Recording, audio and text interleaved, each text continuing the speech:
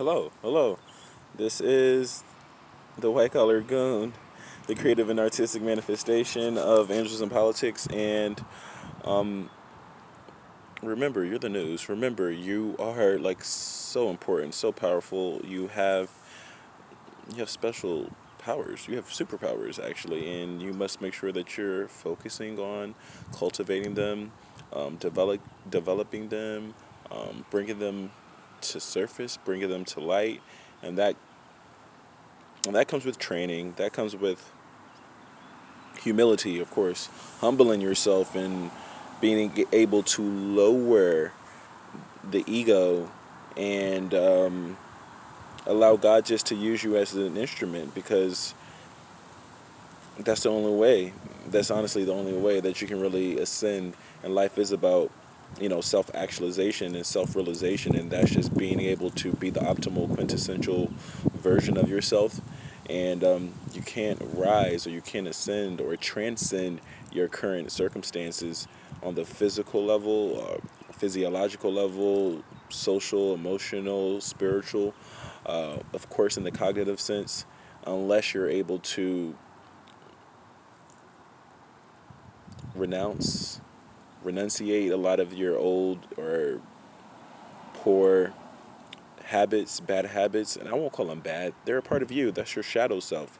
And you're going to have to really become one with your shadow self. But as you become one, you'll realize there are parts of yourself that are limiting you from receiving that universal download.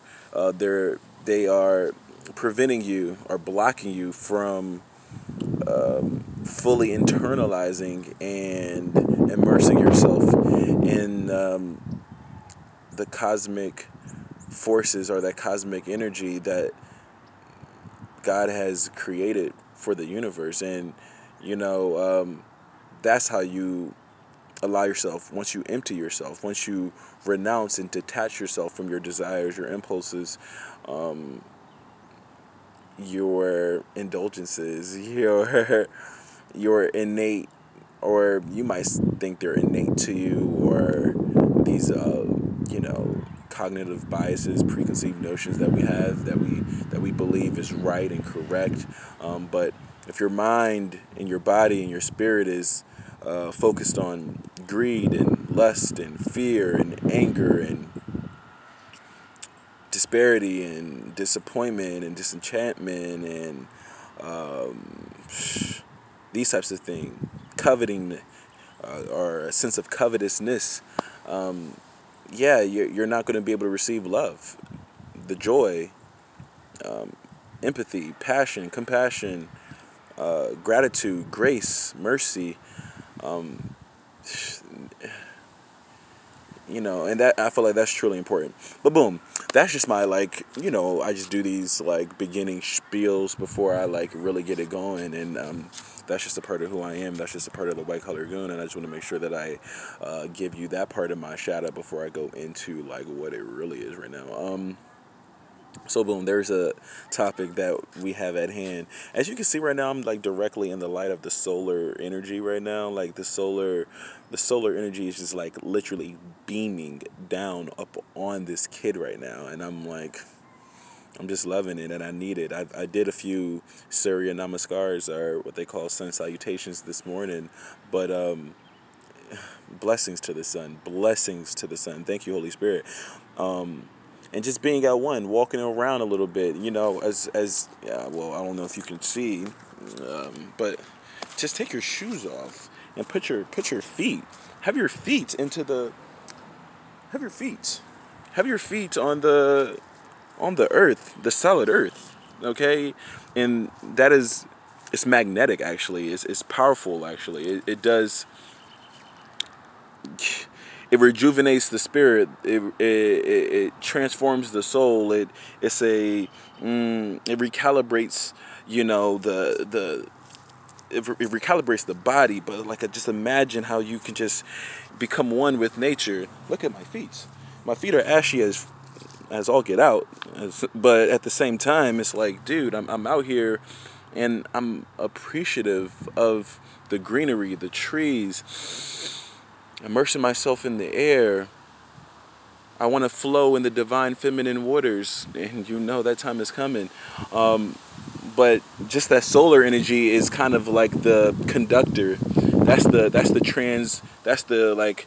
Um, I don't know. That's like the universal like tower, the transmission tower that we can tap in to that particular frequency that we need to operate on in order for us to be active listeners, in order for us to expand our cognitive bandwidth, our spectrum of consciousness, or develop and cultivate our intellectual faculties and properties, and really ascend. Oh my gosh.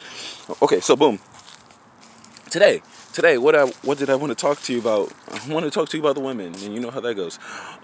So boom, when I was working at the cruise ship, when I was working on the cruise ship, and I was living, I was on the waters. I was a seafarer. I think that might be the title, but I won't claim that title. But I was very much so a seafarer.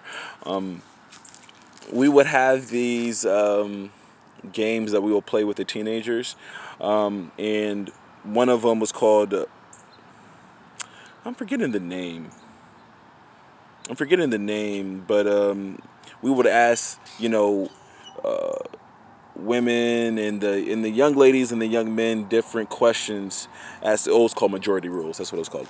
We would ask, the young gentlemen and the young ladies different questions as it pertained to like high school or just their current climate, and some of them were like arbitrary, like mundane questions like, what's your favorite snack? What's your favorite sport? What's your favorite bullshit as like Netflix series that you like to follow or something like that. But then we actually got into the more pertinent information, the more like tangible, and not something that you can grab, but like it was like some of that like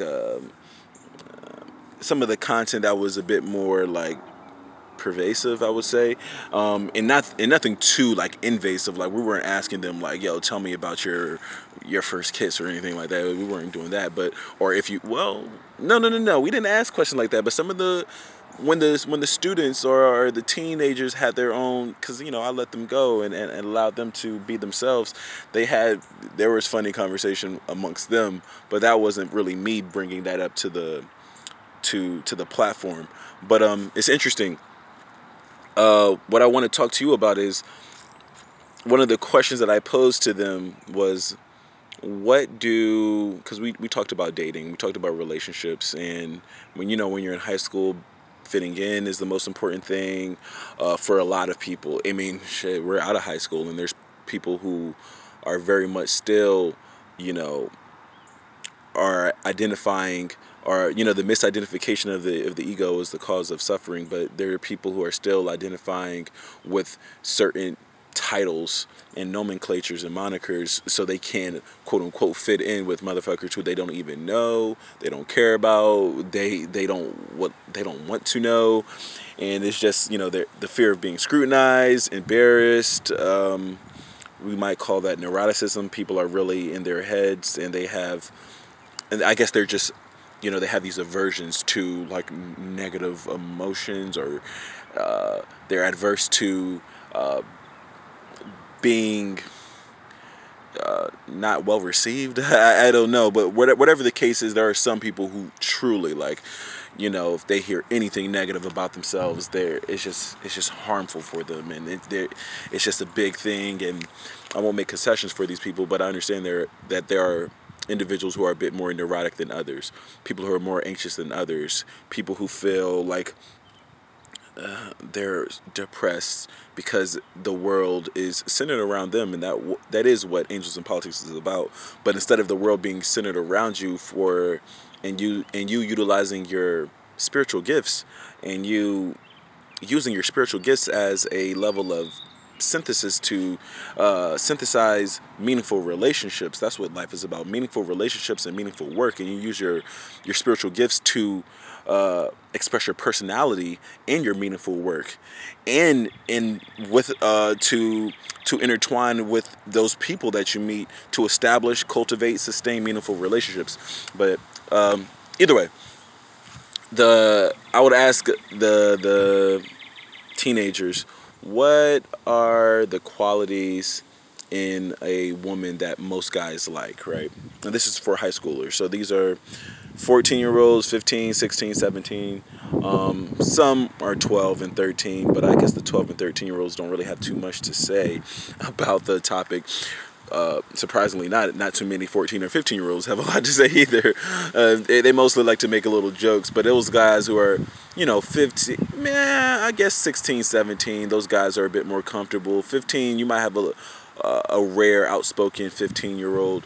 A lot of the young ladies definitely have more to say on the topic because I guess they are, I won't say experienced in dating more so than guys are. They're not as experienced, but I guess they have been able to receive that energy from men, young men in high school, pertaining to dates and going out and hanging out and talking and all these types of superfluous terms that we use to mean like, girls are at that age, particularly in high school. That's normally when it starts for a lot of women. That's like, okay, guys are approaching me, guys are interested, in other words, guys are keen. And this is what guys do when they're quote unquote keen. They're gonna go after it in this way, they're gonna go after me in this way, or they're gonna go after a certain type of woman, certain type of girl. There's a specific archetype. And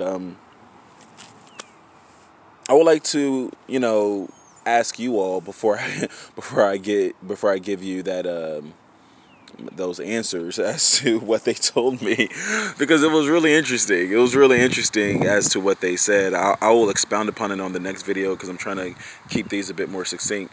But I got a I guess it was a wide variety of answers from the ladies and the gentlemen, but a lot of the women were saying things, the young women, they were saying things that I was like, wow, like I never thought about it in that way.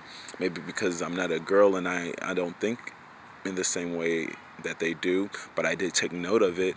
And one girl was very like straightforward, and she was like, okay, like, and she was 17, so I guess she was a bit more experienced than those younger, students.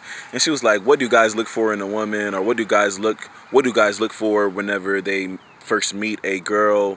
And she was like, "Guys, check out your body. That's just pretty much the fact of the matter." And she wasn't saying that to be like, it is what it is, but she kind of was like very nonchalant and pretty much like almost as if she was like disappointed in men to the point. Like, she was 17, so I guess that she didn't have the same idealized or idyllic perspectives on what dating should quote unquote be for girls. It's not like the romantic comedies that they see in the cinema, or it's not like the gothic or romantic books that they read from the 1800s and 1900s. It's like, no, like this girl was like, hey, I'm 17, I've dealt with not my share of guys, but she pretty much has said like, I can see, or I'm able to discern or ascertain what guys are into. And guys check out the girls with the most developed bodies, that's first. And then she said, guys go for the girls who tend to wear a lot of makeup. And she just pretty much just shrugged that off. It was like, women with the feminine or the more pronounced feminine shapes and cosmetics is pretty much like her cut and dry answer. And I feel like she has when I listened to it, and I was like, is that the kind of girls that I like? And then when I started to look at the women that I found attractive, and I feel like all women are attractive. Everybody in this planet is attractive. Everybody in this universe is attractive. You have to activate and fully realize and cultivate your spiritual gifts to make you more attractive, because it's not necessarily just the physical sense. It's the emotional expression. It's your social expressions. It's your mannerisms. It's your disposition. It's your spiritual self. And your spiritual self is perfection. That's God. That's the Christ consciousness. And you're allowing that to move and permeate through the body. But as far as like the physiological, the aesthetics, yeah, I feel like she might have hit the nail on the head for me, because I was like, do I like women who have a certain archetype? Yeah, physically. Do I like women who exude or express their femininity through a level of, cosmetics and hair and nails and dresses and, like that type of thing. And I was like, yeah, I do. I do like women in that sense. So I'm going to go into more about that in part 2, but I would like to hear your perspective. What do you think about this? Namaste and namaskar.